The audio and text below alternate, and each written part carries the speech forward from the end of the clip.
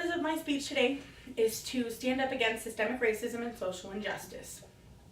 I will explain systemic racism in the United States, convince you that it exists, explain the effects of it, and possible ways that you can also stand up against systemic racism. So imagine you walk out of a job interview that went fairly well. You're pretty sure that you've got the position until you walk into the lobby and you see 5 other people with lighter skin than you have. And you just know that you're probably not going to get a call back, even though you have the same qualifications. Or imagine that you're driving your car down the street and you run a stop sign, or you have a tail light out and you're pulled over by the police.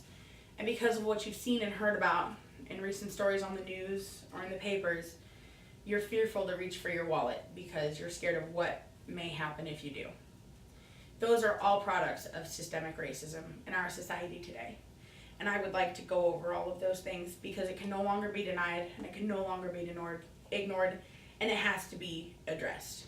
So I will be discussing what systemic racism is, how it affects our communities, how we can go about fixing it, and also discuss a little bit of the current political and racial climate that our country is experiencing right now.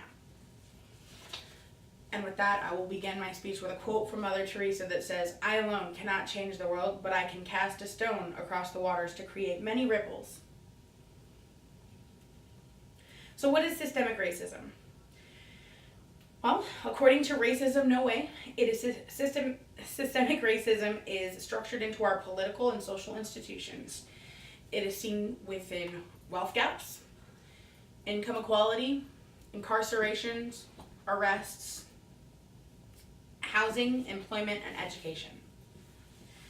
Race Forward says that in 2010, the median net worth of a white family was $134,000, while in the same year for Hispanics it was $14,000, and for blacks it was only $11,000. And out of 100,000 Americans, 700 will be incarcerated, but out of 100,000 black men, 4,000 will be incarcerated in the U.S. One out of every 3 black males will be incarcerated at least one time in their lifetime. Black people make up 13% of the population, but they are 38% of the arrests for violent crimes, 6 times more likely to go to jail, and spend 20% more time for the same crimes in jail as their white counterpart for the same crime committed. I loved this quote that I recently found online by Omari Akil. It says, "A black man is killed, and they tell us all about the bad things he used to be. A white man rapes, and they tell us all the great things that he could one day be." Kind of references the recent rape crimes by people like Brock Turner and a few others that were only sentenced 6 months in jail and pretty much let free after that. Meanwhile, black people and other races are spending years and years in jail for petty crimes, which is very unfortunate. The U.S. Department of Education says on average, schools serving more minority centralized communities have teachers that are paid less and are less likely to be certified by the state to actually serve in the education system. They're less experienced. And black college graduates are twice as likely to be unemployed than their white classmates that have the exact same education. So how does this affect your community? How does it affect your environment and your country? Poverty and violence go hand in hand. Louis McCoy, he is a professor of sociology and black studies at New York City College, says black males are members of a society which glorifies material wealth, but are some of society's members with the least routes available to gain that wealth without putting their life and other lives in danger. If you have less education, you are less likely to be employed. If you have worse education, you are not going to get better jobs. If you still live in a society that appreciates all of the material things like Americans do, you still have those people striving for that material wealth with not as many avenues to get there. That's basically what Louis McCoy is trying to explain to us, and it's an excellent point. I think that's why people do value such high-end things, everywhere in every community that we have.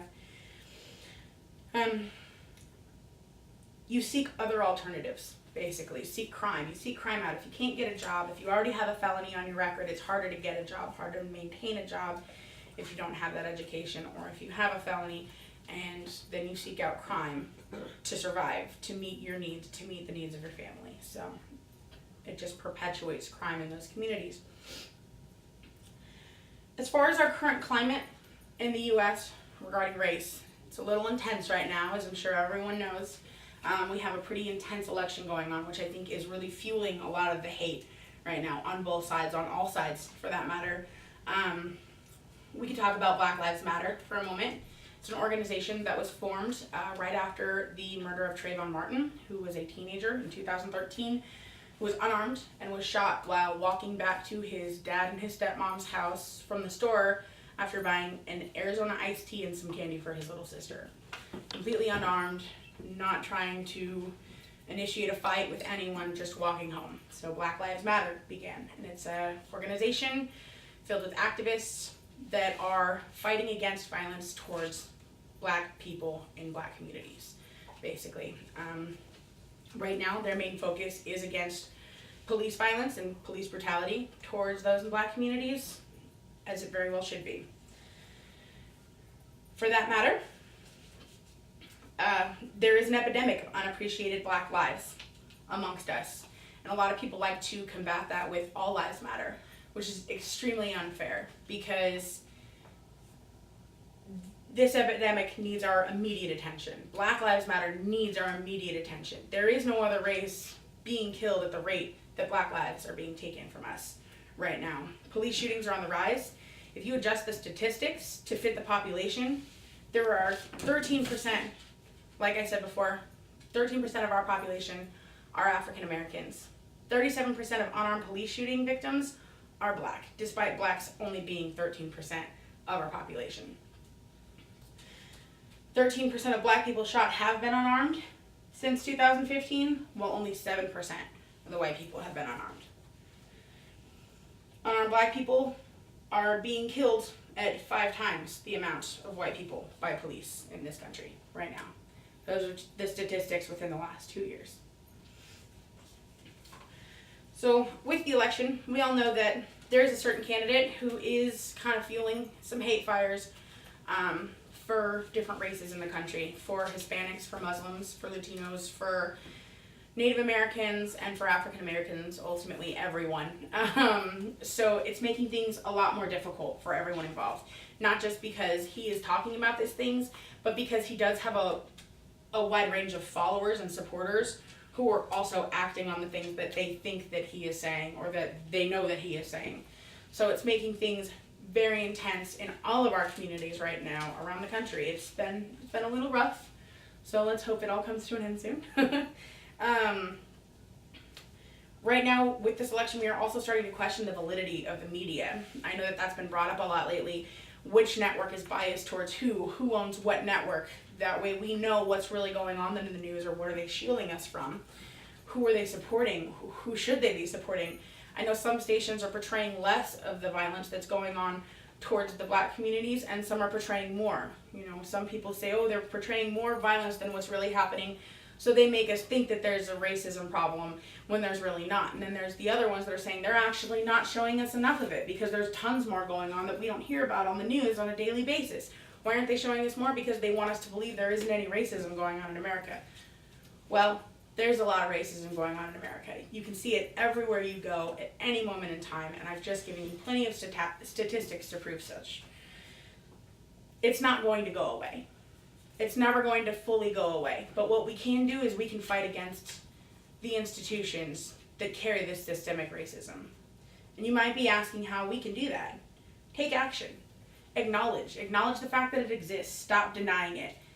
Stop using Black on Black crime as an excuse for the violence that's going on against them. You can't use that as an excuse, because like I said earlier, it perpetuates itself. It's a cycle. If you oppress a community, they're only going to turn to alternatives that we may not understand. Oppressed people have to still survive just like the rest of us. And if you're not giving them the opportunity with schooling, education, and employment, then they have to do these things. You have to start from the top in this circumstance, which is really unfortunate, but you have to stop using that as an excuse. Speak up. If you see it happening, say something. Tell someone. Go to HR, that's what it's for if it's at your job. If it's at your school, go to your dean, go to a teacher, go to someone. If you see it anywhere, you have to say something. Say something to that person, say something to someone else. Make sure that you are fighting against it in any way that you possibly can. Share statistics. I just gave you a bunch. You can find them anywhere on the internet. Just share the statistics. If you see someone on Facebook or on some other social forum or even in person, bring up the statistics. Let them know, no, that's not true. More white people, yes, by numbers, are shot more often. But if you adjust the population size, you will see that it is not balanced. It's not at a balanced rate. Contact your politicians. Get involved, get active, address the issues. If you call them, if you write them emails, they will listen. If enough of us call them and write them emails, they have to listen. They do not have a choice. It's public record, and you can address more things by contacting your politicians directly. And vote. Vote for those politicians. If you don't vote for those politicians, they're not going to be in office to listen to you. So do your research. Instead of scrolling through your news feed, do your research. Vote and make a difference. In conclusion, this is not about everyone. I mean, this speech is not about everyone, but the country is about everyone. Right now, the issues facing the people it's the LGBTQ community, it's the Hispanic communities, it's the Native Americans, it's the Muslims, it's everyone. Everyone right now is being greatly affected by systemic racism and the cultural climate that surrounds us at this time. It does not have to be on an institutional level, and we have to care. It's our jobs to care as human beings. It's our jobs to care about those who live beside us. I was told the other day by someone that they were tired of it being a black and a white issue, but it is a black and a white issue, unfortunately, and it's an all-color issue. And if you're tired of it, you wouldn't be tired of it if it was happening to you. So clearly, you're privileged enough to not know what it feels like to have all of these cards stacked against you and not in your favor. So I will leave you with this quote on the floor. And it is by Martin Niemöller, who was a pastor during the Holocaust. And it says, "First they came for the socialists, and I did not speak out because I was not a socialist. Then they came for the trade unionists, and I did not speak out because I was not a trade unionist. Then they came for the Jews, and I did not speak out because I was not a Jew.